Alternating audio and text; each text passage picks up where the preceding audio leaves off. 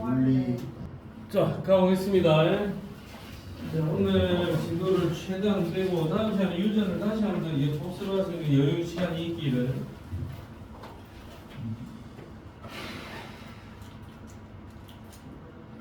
통합과학 책에서 크게 벗어나지 않습니다. 개체, 군집, 생태계에 나와 있는데 일단 개체는 이 사슴 한 마리를 개체라 합니다. 사슴 한 마리를 개체라 한다. 개체군은 그러니까 그 사슴 여러 마리를 개체군이라 합니다. 사슴 여러 마리. 사슴 한 마리는 개체, 사슴 여러 마리는 개체군. 호랑이 한 마리는 개체, 호랑이 여러 마리는 개체군. 군집이라 하면은 개체군들의 모임, 개체군들을 전부 다 모으면 걔들을 군집이라고 해요. 군집은 일단 생명체들이라 하면 생물적인 요소들만 군집이라고 하고 거기에다가 환경적인 요소까지 플러스를 하면 생태계라고 부를 겁니다. 개체군, 그다음에 군집, 생태계 이런 과정으로 가는데 여기서 시험 문제가 나왔는데 틀렸다. 그러면 이제 때려치워야 됩니다. 그냥 가능성이 없다. 나는 딱딱딱 계산돼 가지고 나는 안 될 놈이다. 전환길 전환길 좀 패러디 한번 해보고 있습니다. 때려치워라. 딱딱딱 계산해보고 난 안 될 놈, 될 놈 구분해가지고 안 될 놈입니다. 여기서 틀리면 절대 안 됩니다. 자, 그 다음에 생산자, 소비자, 분해자가 있는데 생산자는 광합성을 통해서 유기물, 포도당을 합성할 수 있는 생명체들이고 얘네들은 스스로 양분을 합성한다 해서 얘네들은 독립영양생물. 생산자를 먹고 사는 아이들이 소비자고 또 소비자를 먹고 사는 아이들이 또 소비자야. 그러니까 얘네들은 다른 생명을 먹어야 살 수 있는 영양분을 먹어야 살 수 있는 종속 영양생물. 그런 초식이 있고 육식이 있고 잡식이 있습니다. 소비자는 위치에 따라서 1차, 2차, 3차 소비자가 될 수 있는데 내가 3차라고 해서 무조건 3차는 아니고 내가 2차도 될 수 있고 내가 1차도 될 수 있습니다. 사람 같으면 풀 먹지.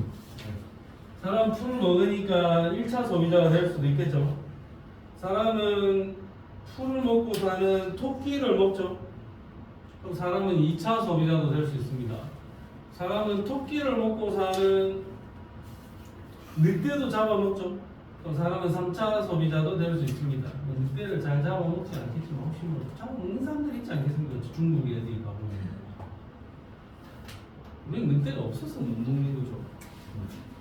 자, 분해자는 이 생산자든 소비자든 간에 어쨌든 모든 생명체들의 사체 또는 배설물 그 안에 영양분들이 있다 이거죠. 영양분을 분해해서 다시 무기물로 분해시켜주는 녀석들. 얘네들의 대표 주자는 세균, 버섯, 곰팡이, 세균, 곰팡이, 버섯이 있다. 생산자, 소비자, 분해자. 생산자, 소비자, 분해자들 이 세 명은 모두 다 생물적인 요인이고 비생물적인 요인으로는 빛, 온도, 물, 공기, 토양 등 환경적인 요소를 들 수가 있다. 요 정도 이야기가 나와 있습니다. 굿잡! 디테일.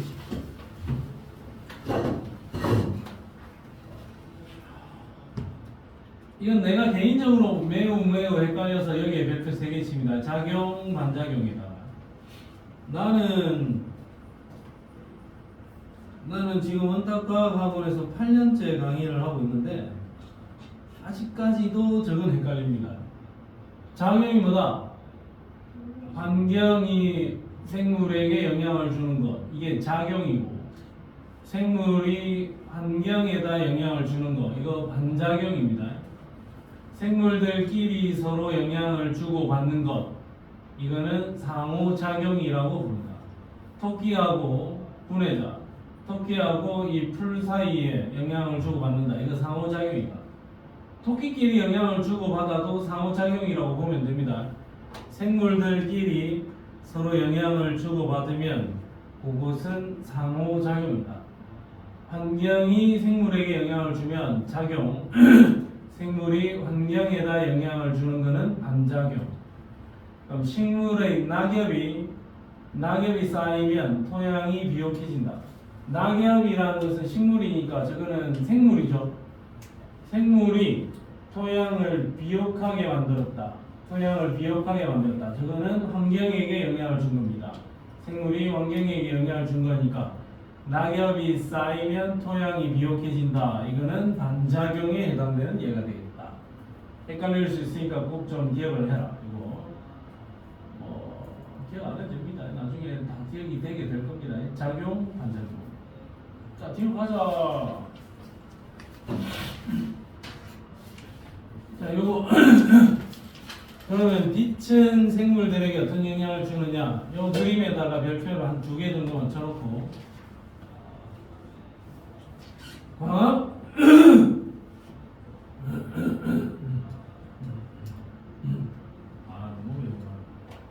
가래가 그냥 기는구나. 안 좋네요. 자, 광합성을 하게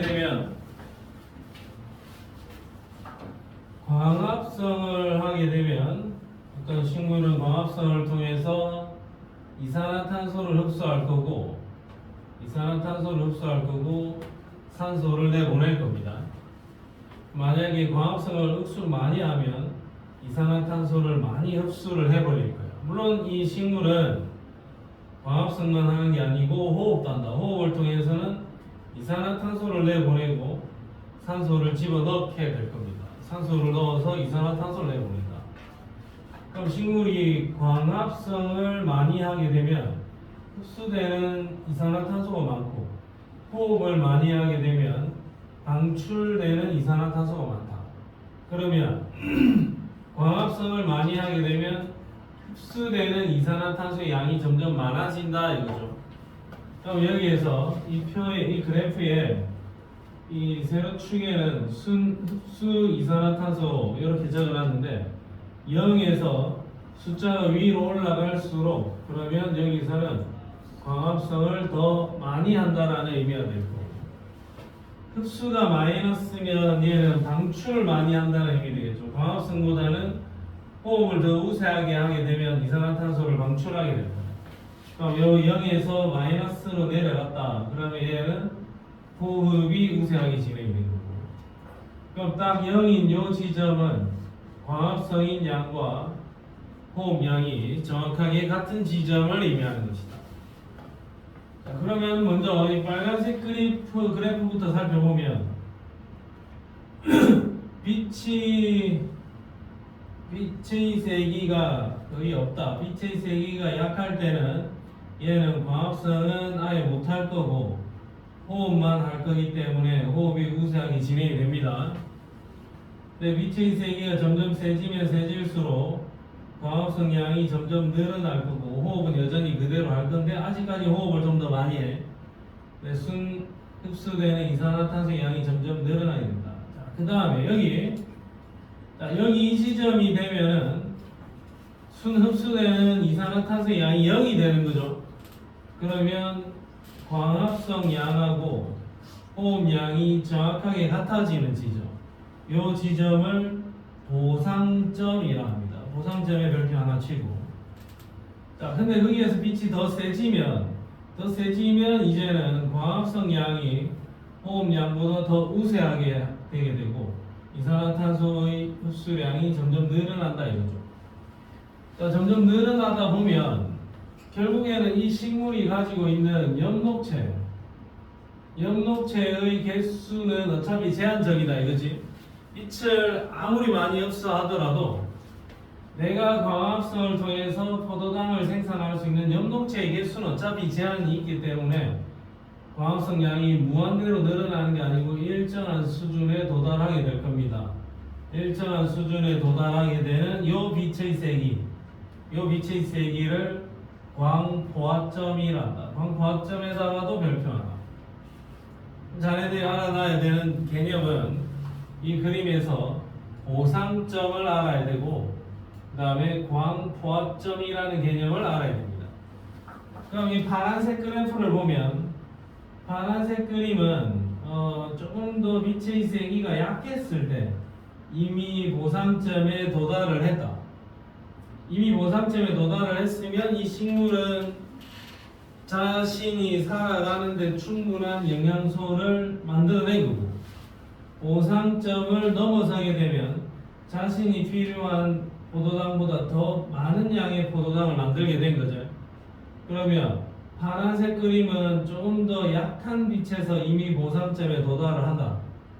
그러니까 파란색에 나와 있는 이 식물은 빛의 세기가 좀 많이 약한 곳에서도 충분히 살 수가 있고, 빨간색 그림의 이 그래프는 빛의 세기가 좀 더 센 곳에서 생존할 수 있는 식물이다 이거죠. 그러면 빛의 세기가 좀 더 센 곳에서 생존하는 이 식물을 양지 식물이라고 하고, 빛의 세기가 약한 곳에서 생존할 수 있는 이 식물을 음지 식물이라 한다. 그럼 음지 식물은 약한 빛에서도 광합성을 더 효율적으로 잘 할 수 있다라고. 약한 빛에서 광합성을 좀 더 효율적으로 하려면 잎이 좀 넛대대해야 될 거고, 얘는 뭐 좀 좁아도 될 것 같아요. 얘는 잎이 넓어서 약한 빛을 좀 더 효율적으로 흡수할 수 있다라는 의미가 될 거다.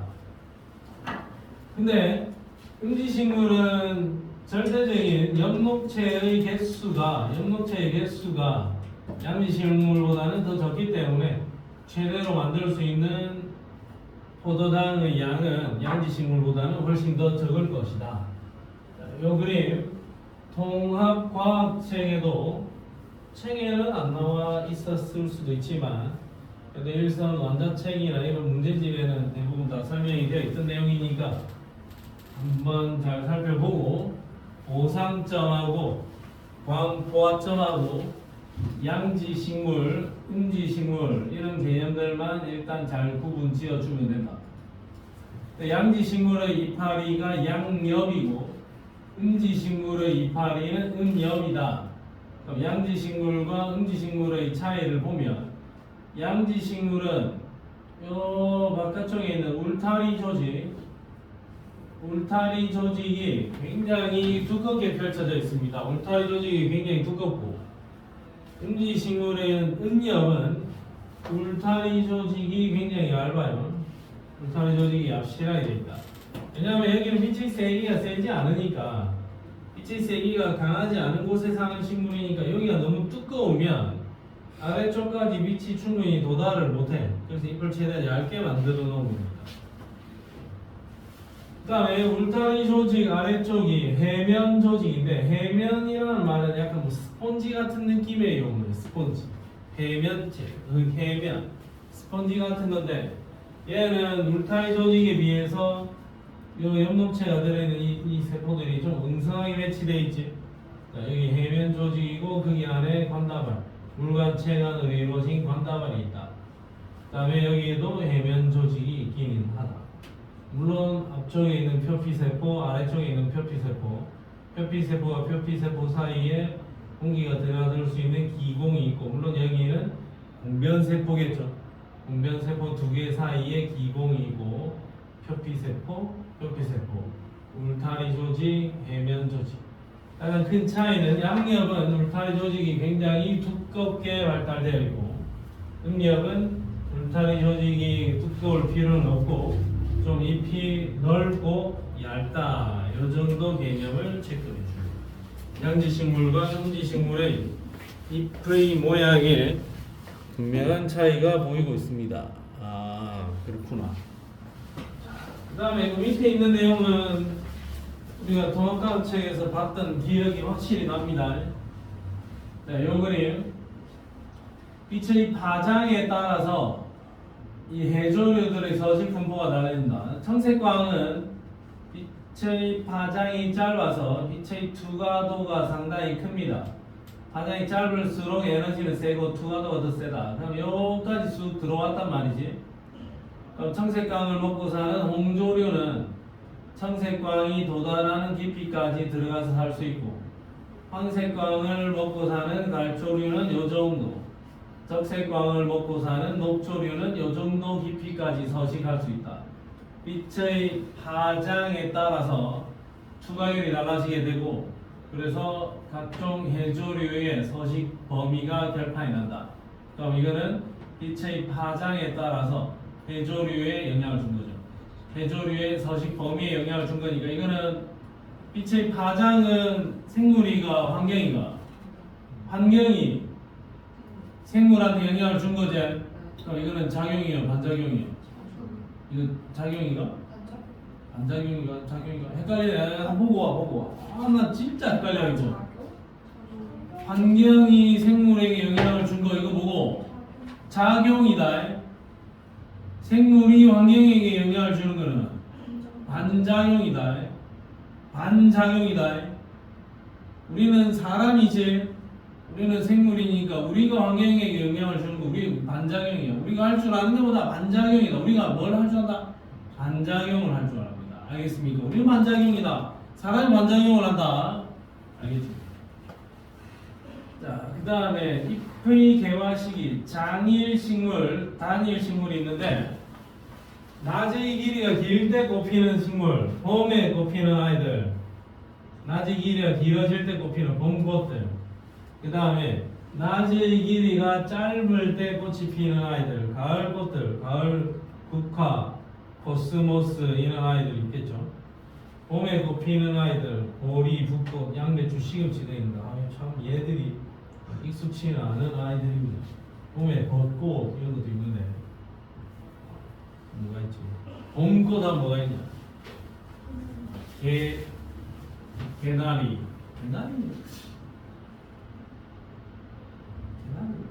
봄꽃 맞지? 맞습니다. 봄꽃 맞습니다. 아, 개나리 하니까 옛날에 우리 친구 생각이 나네요. 대학교 때 만났던 나이 친구, 개나리가 화들짝 핀 곳에서 예쁘게 사진을 찍어가지고 군대에 있을 때 그 편지에 사진을 하나 탁 넣어서 보내줬던 개나리 생각이 나네요. 어디 있은가 잘 살고 있겠죠? 소각했습니다. 춥니? 아니요. 안 추워요. 자, 그 다음에 식물들뿐만 아니라 동물들도 봄에 번식을 하는 아이들이 있고 가을에 번식하는 아이들도 있습니다. 개화 시기, 번식 시기 이런 것들 전부 다 일조 시간이라는 환경적인 요소에 의해서 생물들이 영향을 받은 겁니다. 자, 2페이지. 그 다음에 온도에 영향을 받는다. 개구리와 뱀은 겨울이 되면 잔다. 개구리하고 뱀은 왜 자니? 에너지 비축.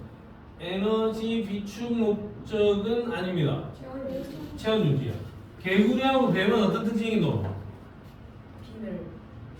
매끈매끈하게. 매끈매끈하고.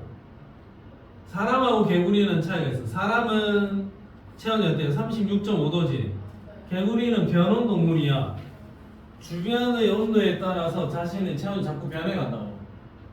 개구리하고 뱀 엄마들은 추우면 그냥 얼어 죽을 거니까 따뜻한 곳에 가서 자야 됩니다. 그럼 북극곰은 왜 자?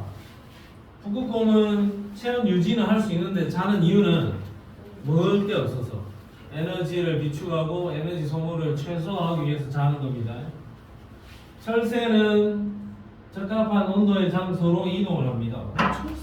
철새 하면 가장 대표 주자 독수리 아닙니다. 내가 독수리 왔다는데요? 독수리 철새야. 몽골에서 고성으로 왔다는데요? 어디겠어?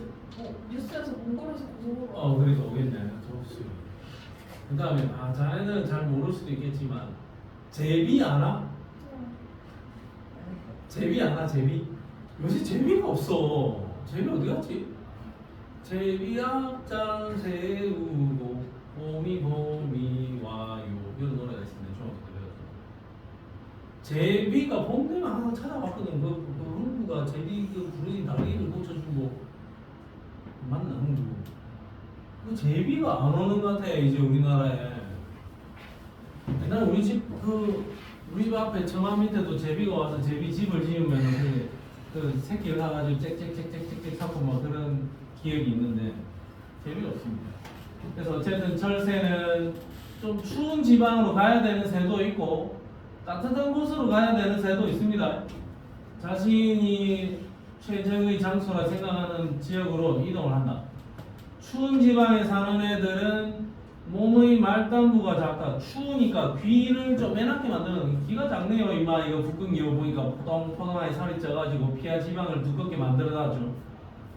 이마 이거는 사막여기에는 더운데 사는 아이니까 귀를 상당히 크게 만들어가지고 열 방출을 많이 하게 되고 피하 지방도 아주 얍실하게, 이거는 체지방률이 굉장히 낮겠고 털도 복실복실하진 않죠. 더우니까. 얘는 추우니까 털이 뽀송뽀송하고 얘는 뭐 중간 정도네요.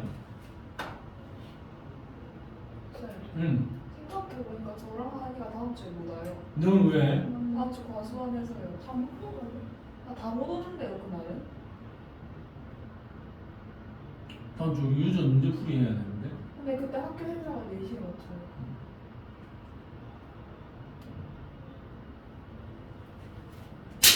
7시로 이동.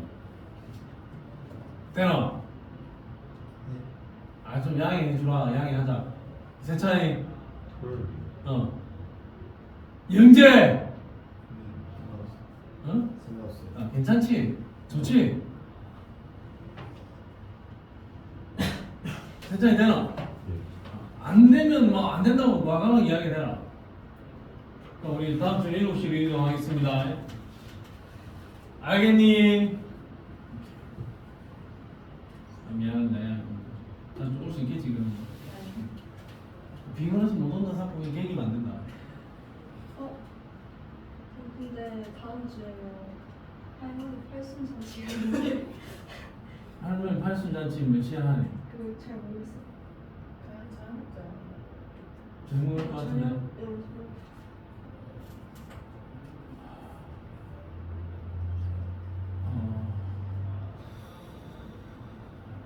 일단 고민해 보겠습니다.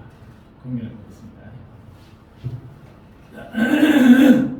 자, 그다음에 온대 지방에 사는 식물들은 화렵수 같은 경우에는 온도가 낮아지면 잎을 전부 다 떨어뜨려 버립니다. 요새 우리 그 앵코 아파트 청소하시는 사모님들께서 그 떨어지는 이파리들과의 전쟁 중입니다. 지금 맨날 청소하시고 비봉지 묶어가지고 저는 작년에 어떤 그 어떤 이모님 청소하시는 걸 보니까 오늘 저 나무를 다 정리를 하고 싶은가 봐. 야 이걸 계속 오늘도 떨어지고 내일도 떨어지고 하니까 빡치잖아. 그래서 어느 날은 그냥 나무를 그냥 탈탈 털고 계시거든요. 싹 잎을 다 떨궈가지고 오늘 그냥 심하게 하겠다라는 의지를 강하게 보이시더라고요. 자, 화렵수 낙엽이 떨어집니다. 낙엽 떨어지면 좀 놔둬도 괜찮겠다 싶던데 청소하시는 분들이 너무 부지런하게 다 치워버립니다. 그 다음에 가을밀이나 가을보리는 추운 겨울을 지나고 나서 봄이 돼야 싹이 나더라. 얘네들 다 그냥 자신들마다 온도의 변화에 적응해서 살아갈 방법을 만들어 놓고 있는 겁니다. 자, 그 다음에 무당벌레.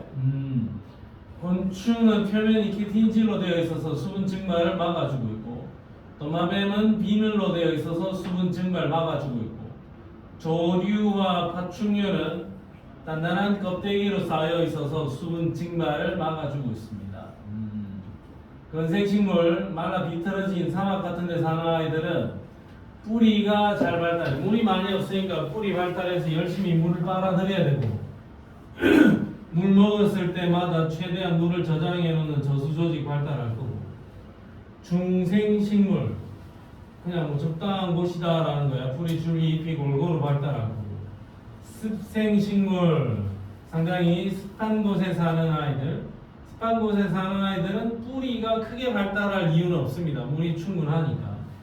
수생식물, 물속에 사는 아이들은 뿌리가 거의 발달할 필요가 없습니다. 물 위에 동동 떠 있으면 되는 거니까 통기 조직이 발달합니다. 공기를 잘 저장하고 있어야 된다. 연잎, 연꽃, 불의 옥장, 물수제비. 물수제비가 아니고 뭐니? 물수세비. 내가 오늘 방금 그 진주 촉순구를 갔다 왔는데 우리 아들이 그 가장 흉년에 참여를 했거든요. 촉순구를 갔다 왔는데 촉순구 옆에 보니까 옆에 화단에 사루비아를 심어놨더라고. 사루비아 아니? 내가 좀 몇 개 뽑아 먹었습니다. 사루비아. 사루비아 이파리가 이렇게 생겼어요.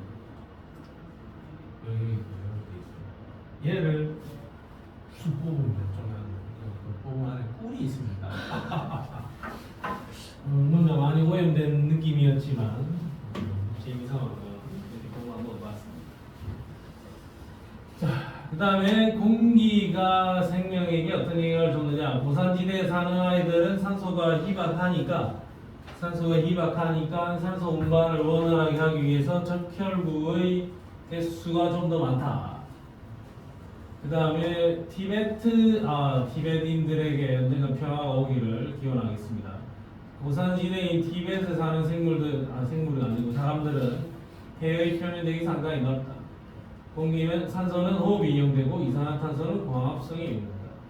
티베트인 이야기 나왔으니까 내가 한마디만 잠깐 하면, 자네들은 이번에 그 이란과 팔레스타인 전쟁에 대해서 어떻게 생각하나요? 생각이 없습니까? 나는 팔레스타인 팬이야.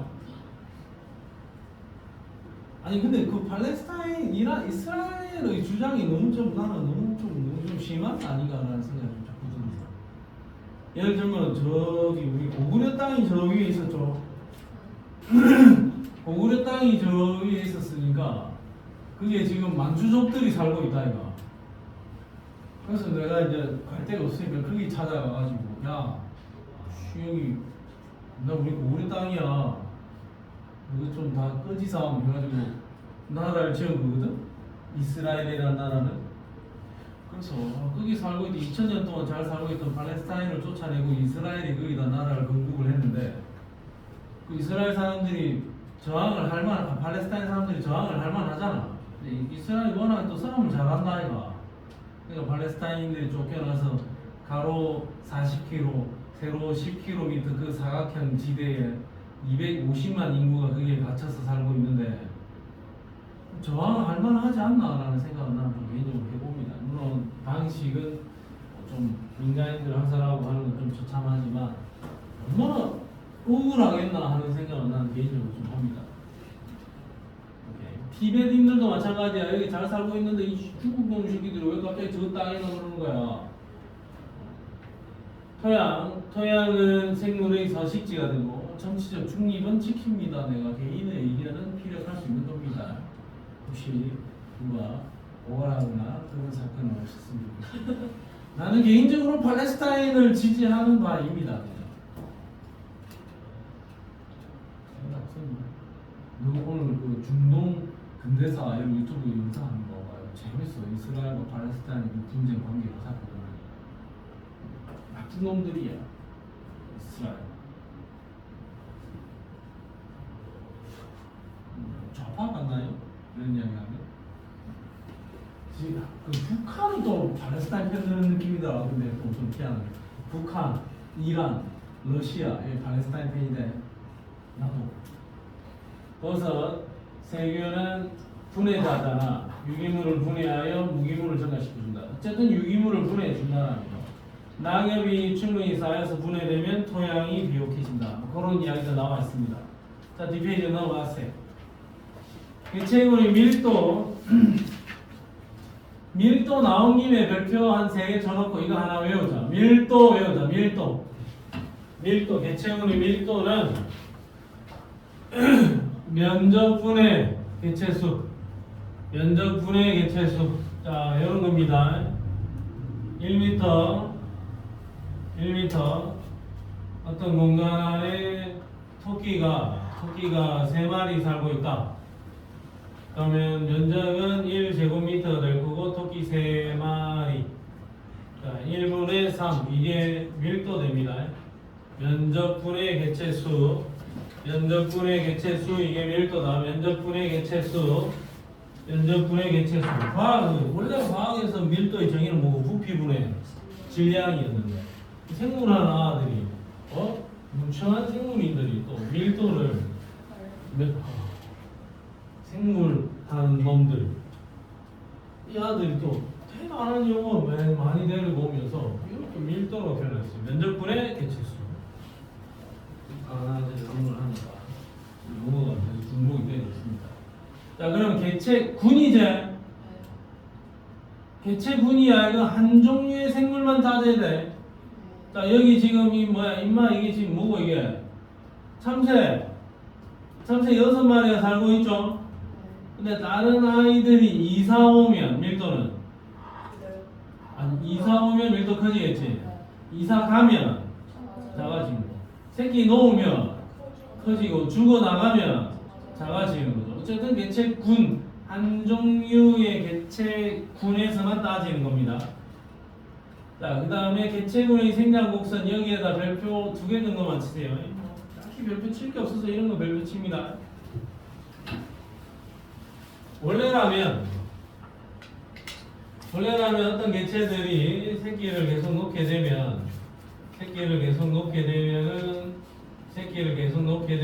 이렇게 기하 급수적으로 개체수가 증가해야 돼요. 보통 이론적으로 봤을 때는 2마리가 4마리 되고 8마리 되고 16마리 되니까 이거 뭐 2차함수 그래프처럼 이렇게 올라가야 되는 게 기준이야. 그래서 J자 모양의 개체 곡선이 되어야 되는데 J자 모양으로 개체 곡선이 계속 높아지진 않는다라는 거죠. 왜냐하면 환경 저항이라는 게 있다. 환경 저항은 서식 공간 부족, 먹이 부족, 노폐물 많이 쌓임, 개체 간의 경쟁, 인구가 많아지다 보면 각종 질병 이런 거 생겨나서 인구가 무한정으로 늘어날 수는 없더라. 그래서 실제로는 요런 S자 곡선으로 가더라 이거죠. 어떤 공간 내에서 수용할 수 있는 최대 인구가 어느 정도는 결정이 나더라 이거야. 그럼 어떤 공간에서 수용할 수 있는 개체군의 최대 크기를 환경 수용력이라고 합니다. 환경 수용력. 지구에도 사람들이 살아가는데 지구에 내가 초등학교 때는 한 40억 인구였단 말이야. 근데 얼마 전에 2006년, 7년 이럴 때는 60억이었어요. 60억 인구였고 지금은 인구가 정확하게 모르겠죠. 한 80억 사는 거 아닌가? 지금 80억이에요. 10년 사이에 20억 명이 늘어났어요. 10년 사이에. 그럼 지구도 인간의 개체수가 무한대로 늘어날 게 아니고 그것도 분명히 환경 저항이 생겨나기는 할 겁니다. 근데 아직까지는 쭉 늘어나고 있는 편이긴 합니다. 근데 적정 인구가 10억이래요. 지구에 10억이면 이미 흡수 오버됐네. 네. 10억밖에 안 돼? 뉴스에서 보는데요. 아 그래요. 그러면 좀 죽어 나가야 되겠다. 진짜 좀 이 인구수 줄여야 됩니다. 일루미나티 아니에요? 일루미나티가 뭐지? 사이드 같은데 약간 다 죽이려고 하는. 그런 건 아닙니다. 인구수가 이게 결국에는 만약 진짜 10억 명이 적정 인구수라면 지구 안에 있는 사람의 개체수는 세월이 지나면 그 개체수 10억 명에 수렴해 갈 겁니다.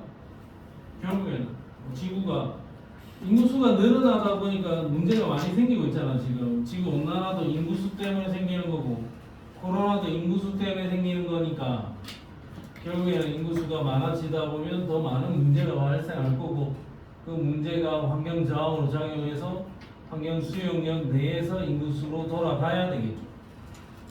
지구도 근데 만약에 사람도 과학 기술이 발달하지 않았다면 10억 명 정도에서 끝났을 겁니다. 근데 우리가 좀 더 많은 기술들을 갖고 있기 때문에 그 환경 수용력을 넘어서는 인구가 살아가고 있는 거겠죠.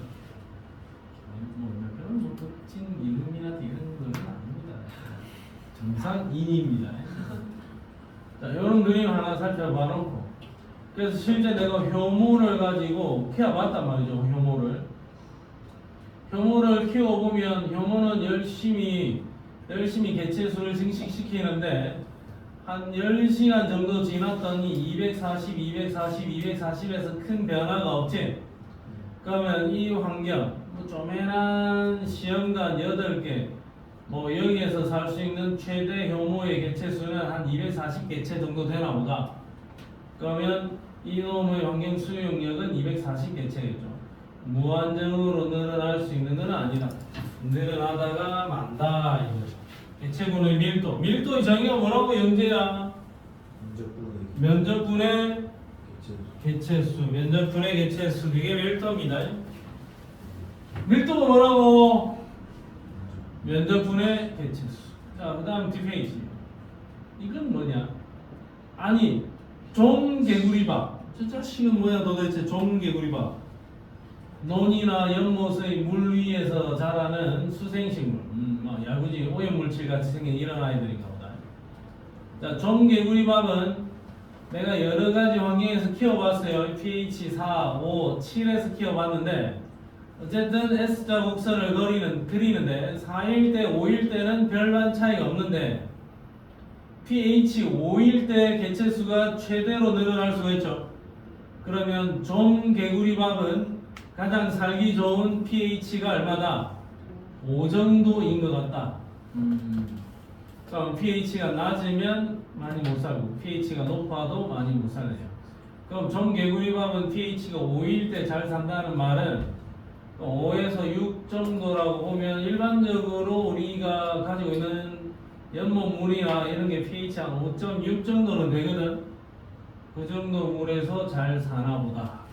그 정도로 체크를 해줍시다. 자, 그 다음에 또 별표 칠 게 없어서 이런 거 별표 하나 쳐놓겠습니다. 1형은 처음에 태어난 1000마리의 개체들이 웬만하면 잘 살다가 늙음하게 거의 다 죽어나갑니다. 가장 대표적인 게 사람. 2형은 초창기에 죽어나가는 수나 말기에 죽어나가는 수나 거의 비슷하게 죽어나갑니다. 출생 이후 개체수가 거의 일정한 비율로 쭉 감소해 간다. 2형. 다람쥐 등의 초식동물, 히드라, 기러기 등의 조류, 이런 히드라, 기러기 등 조류 이런 아이들은 초반이나 막판이나 거의 비슷하게 죽어나간다.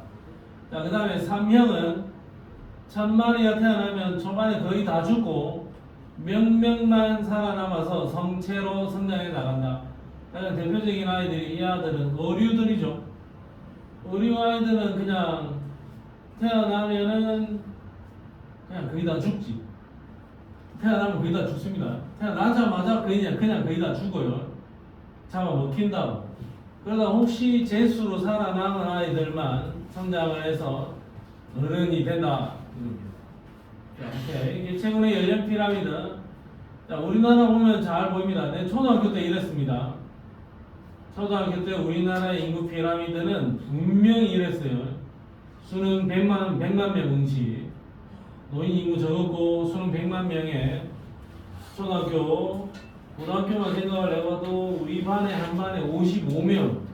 명신고등학교 한 반에 55명. 지금 그 교실에 그 교실에 55명의 고3 학생들이 여름에 에어컨 없이 선풍기 2대에 의지하여 초전 닭똥 냄새를 맡으면서 그 교실에 55명이 들어가 있다고 생각해봐. 상상이나 돼가 안 되고. 지금 너 25명이지. 30명을 더 집어넣어야 돼. 책상에 들어가나 모르겠다 지금 공간 속에. 그 쩔어 발냄새, 각종 암내, 각종 땀 냄새. 체육 다음에 수업 들어오는 쌤들은 거의 뭐 교실에 들어오는 걸 꺼려하는 느낌. 우리가 그냥 앉아 있으니까 모른다 이거. 나 때는 꽃게 같은데. 나 때는 장난 안 했습니다. 그리고 55명씩 11반. 장난 아니죠. 그 명신고등학교 본관 그 건물 하나에 그 별관 하나도 없었거든. 우리 때는. 별거 하나도 없이 그 본관 하나에 1학년 550, 2학년 500, 3학년 500 해서 1550명이 그 공간에 생활했습니다. 그랬는데 2000년대 접어들면서 약간 애들 좀 덜 놓기 시작하면서 안정형으로 갔다가 요즘에는 좀 극심한 쇠퇴형으로 가고 있죠. 미래가 아주 어둡습니다. 우리 아이들. 지금 우리 아들은 첫째가 2017년생인데 첫째가 그래도 40몇만, 둘째가 2020년생인데 3년 차이죠. 20몇만. 진짜 20몇만. 와. 그럼 우리 아들이 둘째가 수능을 칠 때 치면 재수생 포함해서 35만 명이 수능 칠 것 같아. 35만 명이 수능을 치면 상위 1%면 3,500등. 맞나? 아니냐? 요즘 근데 바뀌잖아요 수능 바뀌겠지만 전국 상위 1%면 3,500등. 우리 때는 수능 상위 1% 얼마? 1만 등. 우리 아들이 둘째 아들이 수능을 잘 쳐서 상위 1% 안에 들면 의대 가겠네. 근데 우리 때는 1% 해가지고 의대를 못 갑니다. 1% 해봐야 전국 1만 등밖에 안 되니까. 지금 1만 등은 5천 등 정도 되죠. 지금 1%는 전국 5천 등이니까 의대 가겠지. 근데 우리 때 1%는 의대 못 갑니다. 우리 때는 의대 서울대 가려면 0.5% 안에 들어가야 돼요. 쇠퇴형 좀 심각합니다. 자네들 결혼해서 꼭 아이를 둘 이상 넣기 바랍니다. 안 한다는 사람이 많던데. 누구 안 한다 했지? 주민지. 자, 그 다음에 개체군의 주기적 변동, 돌말의 개체수, 요거 통합학책에 그대로 있었는데 겨울철에는 날씨가 너무 춥고 해서 돌말의 개체수가 적다. 개체수가 적으니까 영양분이 많이 쌓이게 될 거고, 봄 되면 날이 풀리니까 개체수 확 늘어나면서 영양분 줄어들 거고, 개체수 확 늘어나면서 영양분 줄어드니까 먹을 게 없어서 얘들도 죽고, 그러다 근근히 여름 버티다가 가을에 반짝 한번 늘어났다가 다시 겨울을 버텨나간다. 뭐 1년 연중으로 여름 개체수의 변화가 주기적으로 나타난다. 계절의 변화에 따라서 주기적으로 나타난다. 그런 이야기를 하고 있습니다. 자, 뒷페이지가 아니고 옆에 스라소니하고 눈신토끼, 피식과 포식의 관계에서도 개체수는 주기적으로 변한다. 자, 토끼가 스라소니한테 잡아먹히는데 토끼가 많으면 먹을 게 많으니까 스라소니 수가 늘어날 거고, 스라소니 수가 늘어나면 토끼 줄어들고, 토끼 줄어들면 스라소니 줄어들고, 스라소니 줄어드니까 토끼 살만하고, 토끼 많아지면 스라소니 늘어나고, 스라소니 늘어나면 토끼 죽어나가고, 이런 식으로 주기적으로 변동이 나타나겠죠. 먹고 먹히는 관계, 피식과 포식의 관계에서 상호간의 적절한 개체수로 평형을 이루어갈 거다. 근데 내가 스라소니 저 나쁜 놈 해서 스라소니를 다 때려잡으면 어떻게 됩니까? 토끼 살판 나겠죠? 토끼들이 풀을 열심히 뜯어먹겠지? 풀이 초토화되겠지? 토끼들도 다 굶어 죽는 겁니다. 가만히 내비두면 된다. 토끼 귀엽게 생겼네요. 저놈을 딱 잡아가지고, 옛날에 난 초등학교 때 저 뒷산에 토끼 잡으러 다니고 이랬는데, 오케이. 뭐 영 아저씨는 아니지만 사실 난 좀 형님이잖아, 영재야. 네. 오케이. 뭐 자네들하고 좀 제네레이션 갭이 좀 있네요. 자, 뒷페이지 가겠습니다. 자, 개체군 내의 상호작용이다. 개체군 내다. 개체군과 개체군 사이가 아니라 개체군 안에서 이야기야. 자, 저들끼리도 텃세 부립니다. 내가 이 동네에 살고 있는 얼룩말 가족인데 다른 동네에 살고 있는 얼룩말 가족이 이사 오면 싸웁니다. 텃세 부립니다. 텃세 부립니다. 그 다음에 개체군 내에도 순위가 있습니다. 닭이나 뿔양, 큰 뿔양 이런 아이들은 순위가 정해져 있다. 그래서 순위에 따라서 먹이를 먹는다. 자, 리더제. 뭐 대단한 순서가 정해져 있는 건 아니지만 이 무리에 우두머리가 하나 있다 이거죠. 그래 걔가 전체 무리를 이끌고 간다라는 거. 그 다음에 사회생활도 합니다. 게임이나 꿀벌 이런 아이들, 뭐 일하는 아들도 있고 여왕개미도 있고, 그 다음에 군사를 담당하는 병정개미도 있고 뭐 그렇습니다. 역할 분담이 되어 있다. 그 다음에 가족생활을 하기도 한다. 가족생활의 대표 주자는 이 사자들이죠. 사자들이 수사자를 중심으로 해서 일가족이 혈연체계 내에서 생활한다. 다른 수사자가 오면은 이 수사자가 싸워야 된다. 싸움에서 지면은 그 수사자는 쫓겨나더라. 쫓겨나면은 이 수사자가 여기 이 원래 수사자의 새끼들을 다 죽여버리더라. 그렇습니다. 그럼 이 암사자들은 싸움에서 이긴 수사자의 다 부인이 되더라. 나쁜 놈들이죠. 나쁘진 않은 것이 자신들의 생존 방식이니까 나쁘다 뭐 옳다라고 평가할 건 아닌 것 같습니다. 자, 뒤로 갑시다. 뒤로 가는데 나머지 문제들은 자네들한테 모두 다 맡기겠습니다. 수업 내용이 굉장히 지루한 관계로 잠이 많이 옵니다. 1분간 휴식하고 스트레칭 좀 하고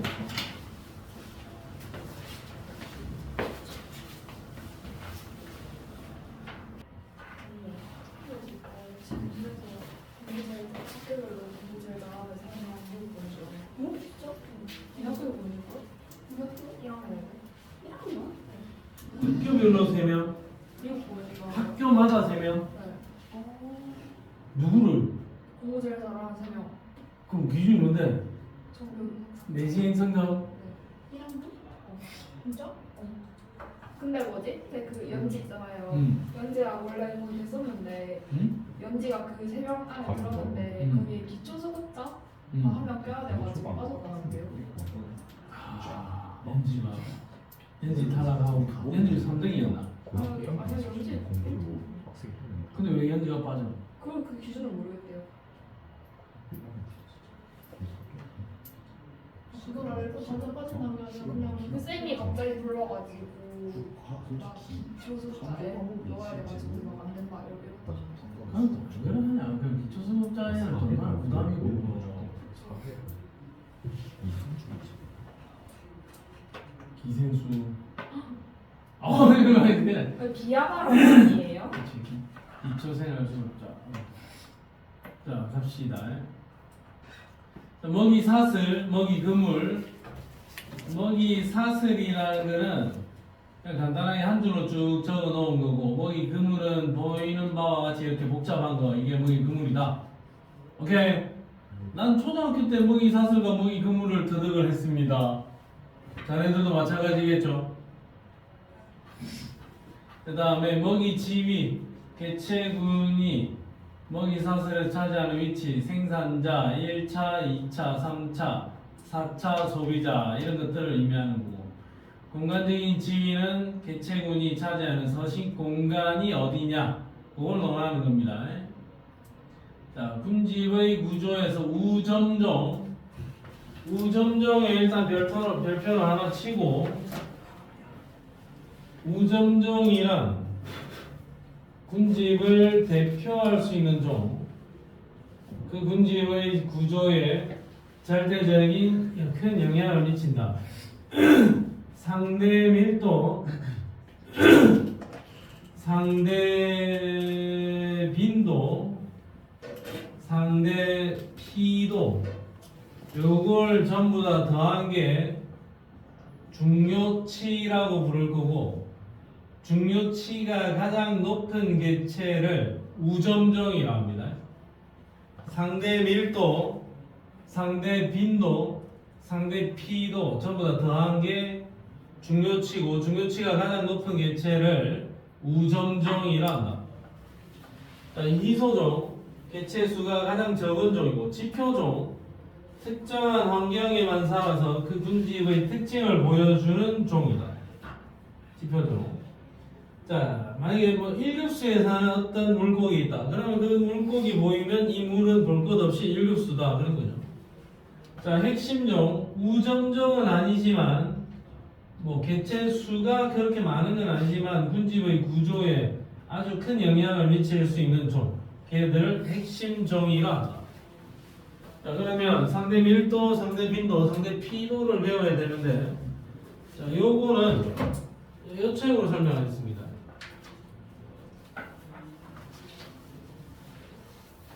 수능 특강이에요, 수능 특강. 아, 저 있어요. 수능 특강 있어요. 수능 특강 176페이지. 상대 밀도, 상대 빈도, 상대 피도에 대해서 수능 특강이 있는 설명만큼 완벽한 설명은 없다. 수능 특강이 최고다. 자, 수능 특강을 보면 자, 이렇게 그림이 나와 있는데 이렇게 설명을 해줘야 됩니다. 자, 밀도. 밀도는 우리가 아까 외웠죠? 밀도의 정의가 뭐고? 면적분의 개체수. 이거 밀도다. 면적분의 개체수. 자, 그 다음에 방향구. 희한한 용어를 또 갖다 대놨습니다.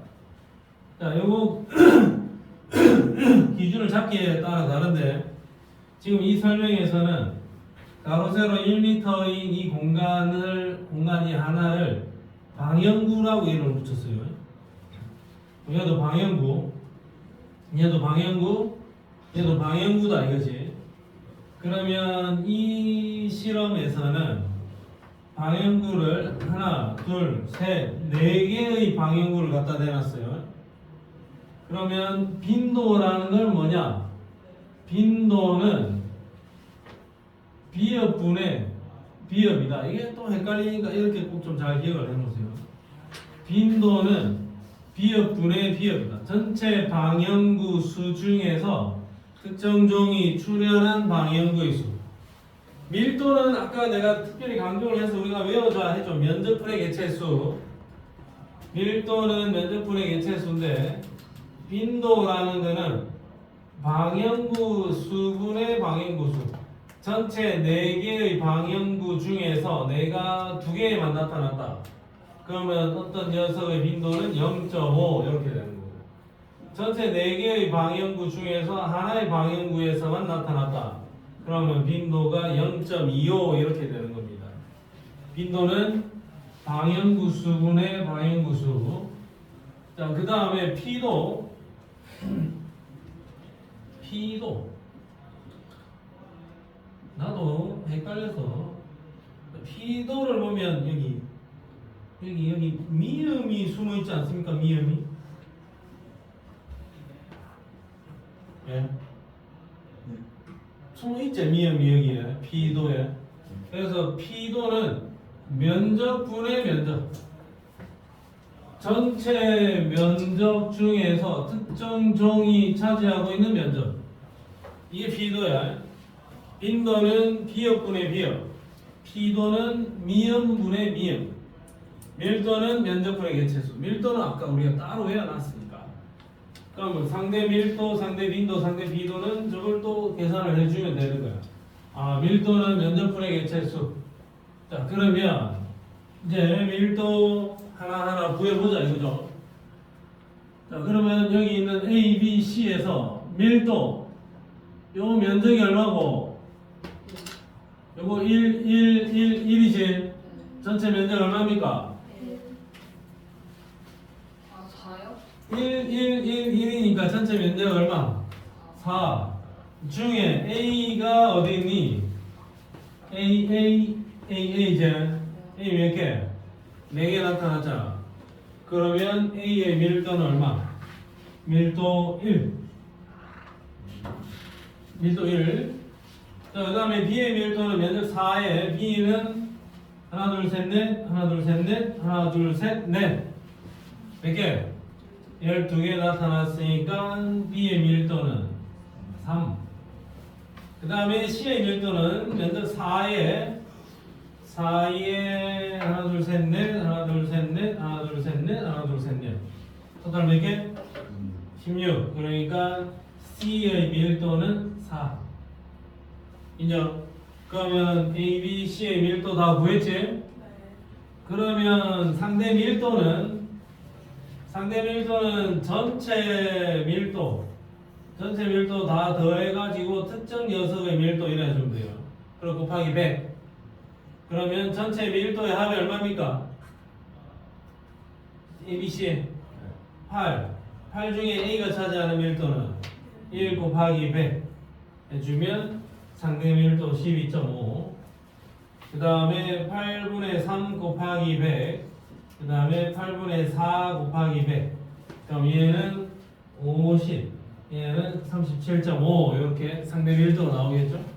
물론 상대 밀도 전체를 다 더하면 이거는 100% 나와야 됩니다. 자, 이거 밀도 다 끝난 거고. 자, 그 다음에 빈도는 방향구 분의 특정 종이 출현한 방향구. 방향구 4개죠? A가 몇 칸에 등장을 했냐? 4칸 아니지. 우리는 이거 하나를 방향구라고 보는 거야. 이거 하나를 방향구라고 보는 거야. 작은 안에 작게 잘려진 거는요? 이거는 방향구 아니야, 이거 지금. 지금 이 문제에서는 방향구를 이거 하나를 방향구 하나로 치고 있어요. 그러니까 이건 잘 봐야 돼. 문제마다 이게 기준이 조금씩 다를 수도 있으니까. 그럼 전체 방향구 몇 개고? 4개지? 4개 중에서 A가 여기에 등장했지? 여기 A 등장했지? A가 등장한 방향구 몇 개? 2개, 0.5. 그럼 전체 방향구 4개 중에서 B는 B 다 등장했죠? 그럼 4개 중에 몇 개? 4개. C도 4개 중에 4개죠? 그러면 얘의 빈도는 0.5, 1. 그럼 빈도의 총합이 얼마입니까? 2.5제. 2.5 중에 0.5 곱하기 100 하면 상대 빈도 20% 되겠죠? 그럼 얘는 상대 빈도 20. 그럼 얘는 40. 물론 다 더하면 얼마? 100. 이렇게 나와야 되는 거예요. 자, 빈도는 이거고. 그 다음에 마지막으로 P도는 면적분의 얘가 차지하는 면적이죠. 이때는 또 디테일하게 봐야 돼. 이 전체 면적이 4잖아요. 그럼 나 헷갈리니까 100칸이라고 볼게. 100칸. 여기 25칸. 25칸 중에서 A가 차지하는 칸은 4칸. 그래서 얘의 P도는 0.04. 그 다음에 100칸 중에서 B가 차지하는 칸은 하나, 둘, 셋, 9칸. 0.09. 그 다음에 100칸 중에서 C가 차지하고 있는 칸. 물론 C의 개체수는 16개이긴 한데 C가 차지하는 칸은 하나, 둘, 셋, 넷. 하나, 둘, 셋. 몇 칸? 3개, 6개, 8개, 12칸 차지하고 있죠.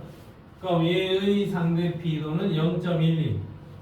그럼 상대 P도의 총합이 0.25제.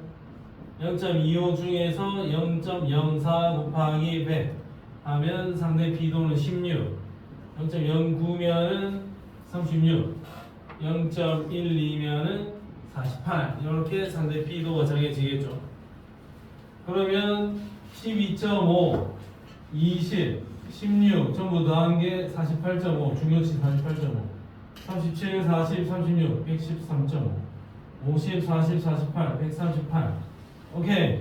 중요치가 가장 높죠? 중요치가 가장 높은 요 C 요놈이 누구다? 우점종. 문제 풀 때 우점종이 누구냐라고 물어봤을 때 느낌으로 찾으면 안 돼. 느낌으로 찾으면 분명히 실패를 하도록 문제를 만들어 놨을 거야. 분명히 실패를 하도록 문제를 세팅을 했을 거거든. 그러니까 느낌으로 찾으면 안 되고 반드시 계산을 정확하게 해줘야 됩니다. 자, 이거 하나만 풀어보세요. 뒤에 지금 완전책 기준으로 보면 내가 275쪽까지 설명을 한 건데 276쪽은 지금 설명하지 않겠습니다. 잠깐만, 이거 한 문제 풀어봅시다.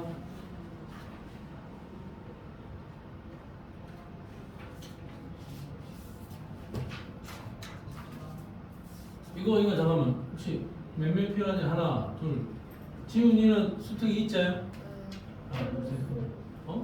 수특이 있어? 내가 지금 뽑아줄게 일단 뽑고 나중에 복수하세요. 이거 프린트 되나? 저 컴퓨터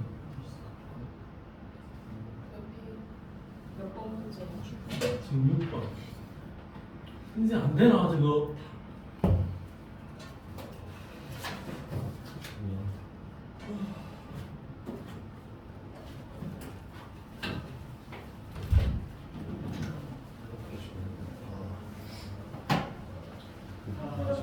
몇 시간이야?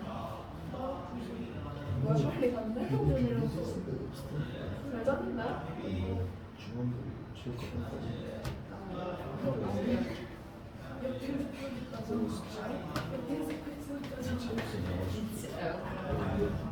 그가 수호자 아니 영천 내가 말한 사람 영천이었어 자 6번 문제 한번 풀어봐 6번 예진 좋아하는 거 예진 있는데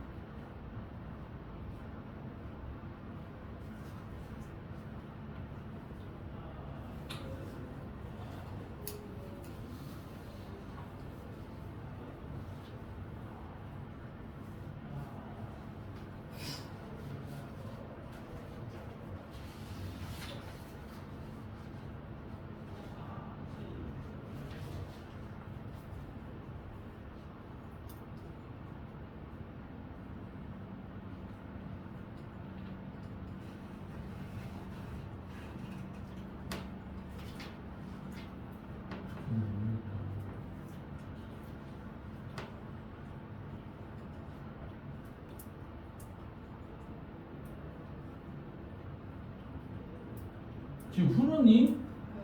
아 그래 알겠어 지원아 너무 빨리 답이 나오는데 혹시 중요치 계산했니? 했는데 너무 빨리 했는데 좀 먼저 풀었지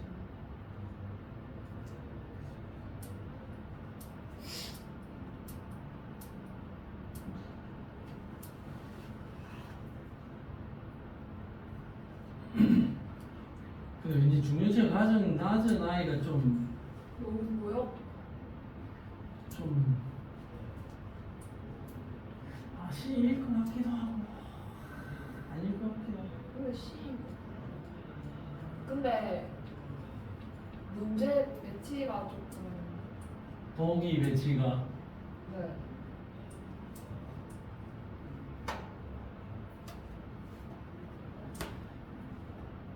영재 답 체크했나? 네. 오케이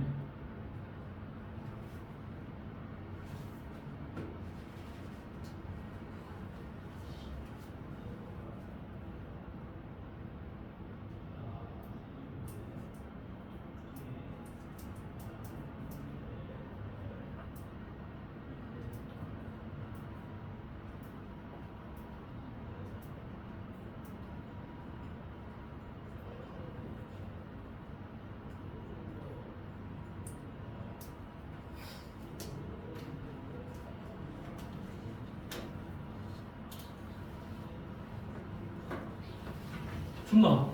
네. 살짝 추워졌어요. 살짝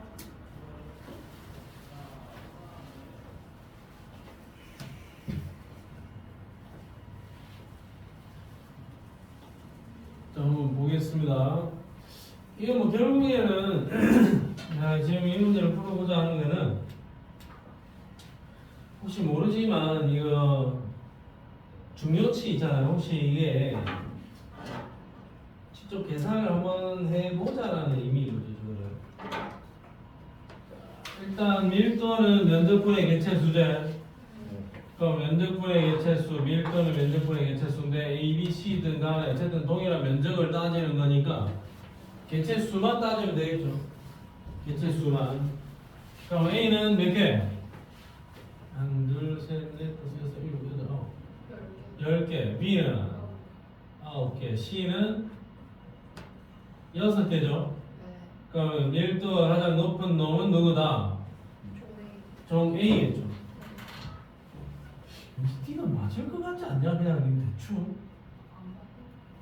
D가 좀 맞을 것 같지. 개체수 6개밖에 안 되고. 이거 근데 진짜 좀 이거 맞을 것 같다 해야 되는데 또 계산을 해버려야 된다고 이게. 이것이 안 맞더라. 틀렸어. 자, 빈도는 방향구분의 방향구지. 근데 문제에서 요 위에 뭐라고 써놨노? 방향구 몇 개? 방향구 2개나 했으니까 이거 방향구 하나, 이거 하나야. 그러면 빈도는 전체 방향구 수 중에 누가 출현한 방향구니까 A는 2개 방향구 중에서 몇 개? 1개네. 이건 A고. B는 2개 방향구 중에서 몇 개? 이거 B네요. 그럼 빈도는 B가 A의 몇 배다? 2배다. 그럼 얘는 맞지? 그러면 1번 아니면 5번이잖아. 근데 이제 문제는 디귿복이고 여기서 중요치를 물어봤지. 그러면 밀도 A, B, C.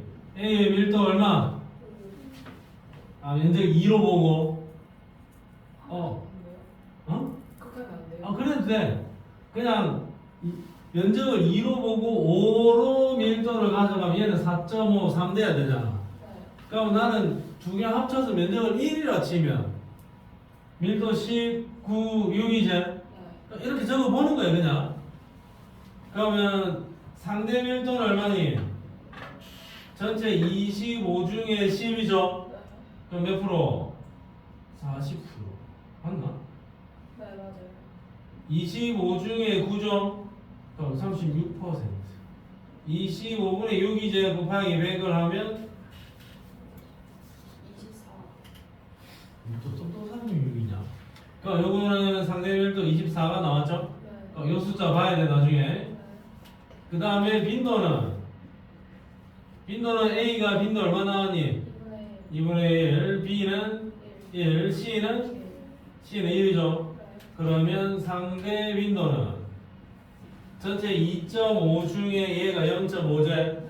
그럼 상대 빈도 20%, 얘는 40%, 얘는 40%. 그 다음에 마지막으로 가야 되는 게 P도죠. P도는 면적분의 얘가 차지하고 있는 면적이잖아요. 그러면 면적을 이걸 1 이렇게 따지려면 귀찮지? 그럼 일단 이거 몇 칸이고? 50칸이죠. 50칸 중에서 A가 차지하는 칸은 몇 칸? 50칸 중에서 A가 차지하는 칸은 6칸. 그 다음에 B는 50칸 중에서 몇 칸? 7칸. C는 50칸 중에서 몇 칸? 5칸이죠. 그러면 이 숫자가 뭐다? P도다 이거지.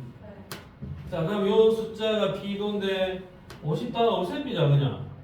그러니까 이 P도가 6, 7, 5라고 대충 적어도 되겠죠?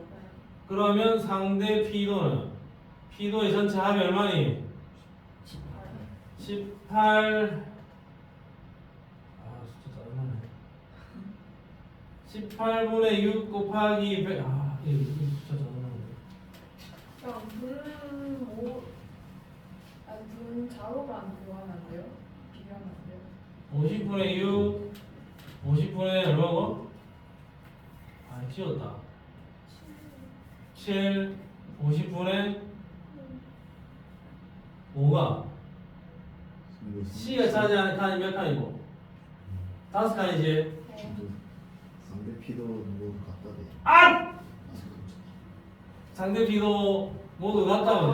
숫자 짜증나니까 어디에 상대 B도 모두 같다 적혀있노? 상대 B도 모두 같다 적어놨네. 그러면 33으로 가라. 계산 복잡하니까 이렇게 또 힌트를 줘놨네요.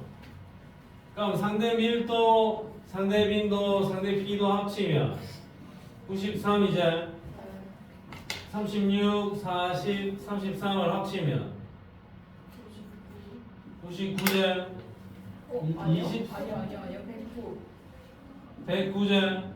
그럼 20 109 맞아요. 24, 40, 33을 더하면 97이에요. 97이네. 네. 야, 이 새끼네 그러면 네. A의 중요치가 어떻노?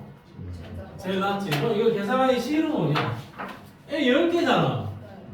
네. 얘가 중요치 좀 높은 것 같이 생겼잖아. 네. 그래서 찍을 때 1번, 뭐 5번 이렇게 찍을 가능성이 있겠죠. 계산 정확하게 안 하면. 네. 근데 실제로 계산을 해보니 누구다? A다 이거죠. 그래서 저 시험 문제 나오면 뻔한 걸 내겠냐? 아니면